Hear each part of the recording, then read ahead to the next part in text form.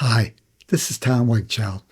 In this video newsletter, we will cover what the law of exposure is and how to get this important world law working for rather than against you. The law of exposure states that what your mind thinks about is what your mind is most exposed to. This law makes 4 key points. First, what your mind repeatedly hears first occupies your mind, then eventually shapes both your perception and your perceived reality. 2, your mind will absorb and ultimately reflect whatever it is repeatedly exposed to. 3, the event you attend, the materials you read, the music you listen to, the images you watch, the conversations you hold, the friends you surround yourself with, your dreams and wishes are all currently shaping your mind. What you expose your mind to will affect your character and ultimately your future. 4, because you expose people to your own behaviors on a daily basis, you are making deposits or withdrawals into your mind's psychological energy bank. When you are operating out of fear, you are exposing others to your ego's vision of limitation and lack. When you are operating out of love, you are broadcasting into your surroundings your higher energetic principles. The vibrational frequency of the thought patterns that you choose to emanate and expose yourself to raises or lowers both the collective and your own individual consciousness. Although nothing can prevent you from following your higher principles, certain circumstances provide a stronger test for your resolve to be authentic to your higher values. When you are attempting to develop a new habit or thought pattern, it is appropriate to surround yourself as much as possible with an environment that supports and aligns with the new habit you are attempting to develop. Far too many people are overexposed to behavioral pollutants that negatively impact your ability to break those negative cycles. Since your mind thinks about what it is most exposed to, make a conscious effort to surround yourself with an environment that supports the new vision you have chosen to become. When you understand how the law of exposure works, you realize that sometimes it is easier to learn to be a holy man on a mountain. Realize that sometimes you first need to visit a positive or at least neutral mountaintop where you learn the skills you need for change. Once learned, you can retest if you can be that same holy person in more challenging situations. So I ask you, what type of deposits and withdrawals are you making into your own and humanity's collective consciousness? My book, Ending Fear, the 7-Hour Formula for Fearless Awakening, delves deeper into the law of exposure. You can listen to an excerpt from that book in the video above. Joshua Johnson narrates it. His narration begins around the 4-minute mark of the video. The Amazon book page link appears below. This is Tom Wakechild, urging you to create a great day for yourself and your world. Namaste. Chapter 9, Section 5. The Law of Exposure.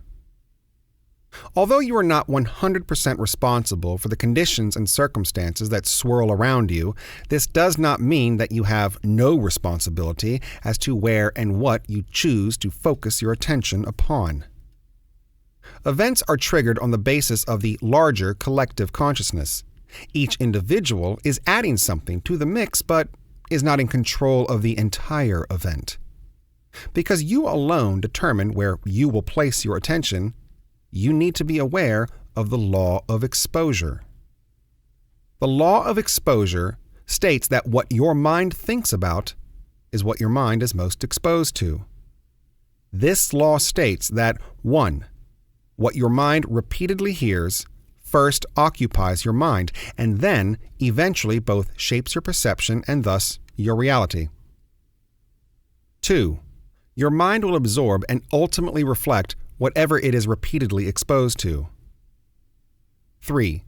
The events you attend, the materials you read, the music you listen to, the images you watch, the conversations you hold, the friends you surround yourself with, your dreams and wishes are all currently shaping your mind. What you expose your mind to will impact your character and eventually your future. 4. Because you expose people to your own behavior on a daily basis, you are either making deposits or withdrawals into your mind's psychological energy bank. When you are operating out of fear, you are exposing others to your ego's vision of limitation and lack. When you are operating out of love, you are emanating into your surroundings your higher energetic principles. This higher vision provides a window of opportunity for others to tap into their own expanded awareness. Since at a higher level minds are joined, the vibrational frequency that you choose to emanate with your thought patterns raises or lowers the collective consciousness that is available for others to draw upon. What type of deposits and withdrawals are you emanating into the collective consciousness of mankind? As the Transcendental Meditation Program on Preventing Violent Crime demonstrates, others are either receiving your fear or love-based messages. When you understand that you are a causative factor in the universe, it should become obvious that what you choose to surround yourself within your environment will impact your overall viewpoint of your world. Your environment will attract experiences that support those beliefs. The law of exposure relates to all aspects of your life. This includes your personal and professional performance and well-being.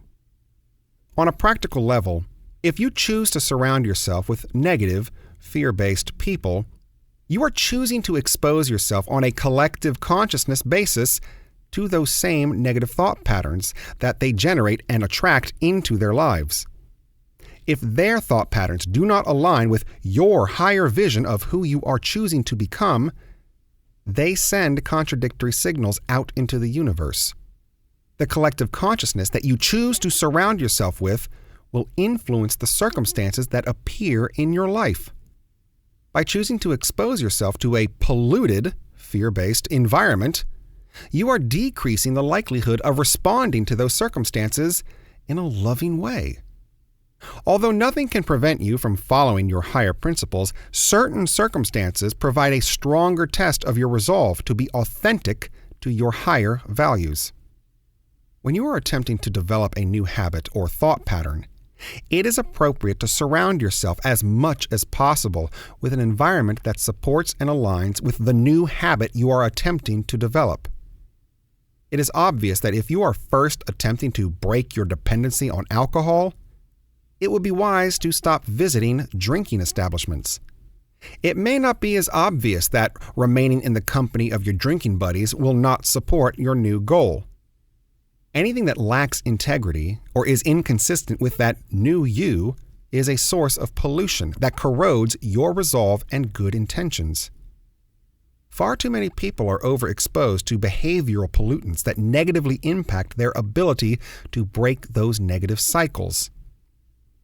Since your mind thinks about what it is most exposed to, make a conscious effort to surround yourself with an environment that supports the new vision that you are evolving into. When you are in resistance mode, you are still focused on what you are trying to eliminate. This may mean that you will consciously choose to end relationships that do not align with your new purpose. Realize that you are free to make this choice for your own welfare, and that it does not mean that you are weak, a failure, or that your old friends are wrong. You have just decided to go in a different direction. By exposing yourself to positive influences that support the new you that you have chosen to become, you will change the vibrational frequency that you internally attract. You will begin making love-based deposits into the collective consciousness of humanity.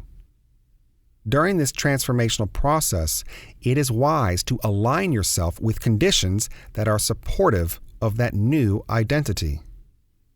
It is easier to learn to be a holy man on a mountain. Realize that sometimes you first need to visit the mountain where you learn the skills.